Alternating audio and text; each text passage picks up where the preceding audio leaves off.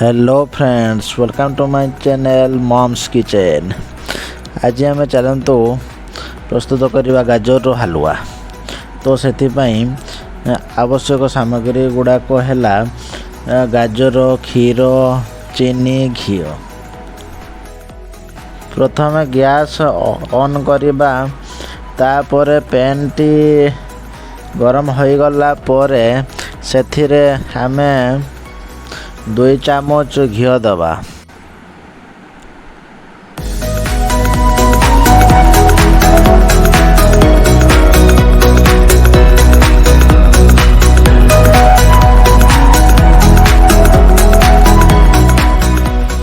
घी गरम हो गला हो जा पर ग्रेट होइतवा गाजर को पकाइबा।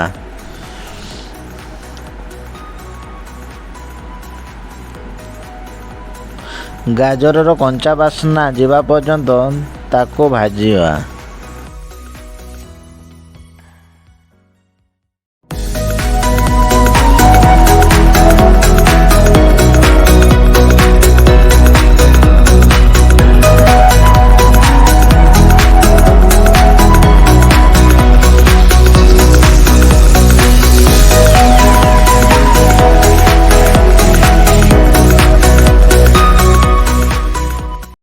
तापर काजू खंड को पकाई ताको भल भाव मिसई के भाजिबा।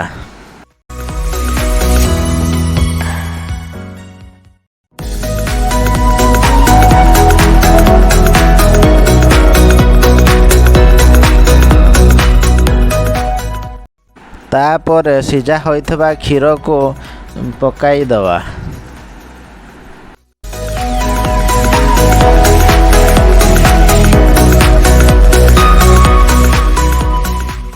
क्षीर आउ गाजर भल भाव मिसाई ताको ढांकी दवा।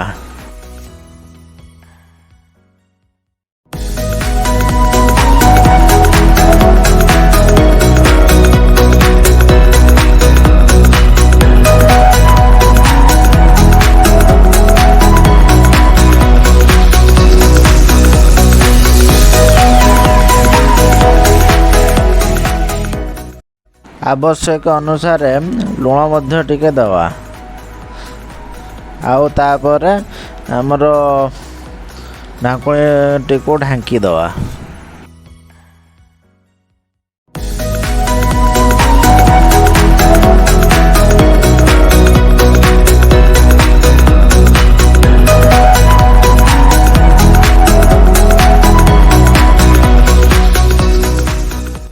यार 5 मिनिट पर ढाकुणी खोली सेथिरे आमे आवश्यक परिमाण रे चीनी दबा।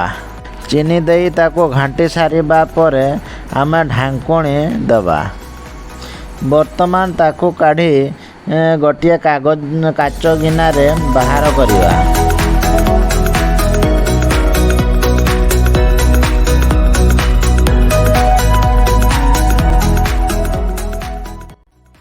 कटा जाइथिबा आलमंड द्वारा यह को सजाइबा। एबे प्रस्तुत हो गला आमर गाजर हलवा। जदि वीडियोटी आपन को भलो लागी छे ताले लाइक करिवे, शेयर करिवे, कमेंट करिवे। आउ आपन जदि आम चैनल नुआ अछंती ताले चैनल को सब्सक्राइब करिवे। आउ ता सहित बेल बटन को प्रेस करेंगे जो थे कि आमर नेक्स्ट वीडियो नोटिफिकेशन आपन को प्रथम मिल।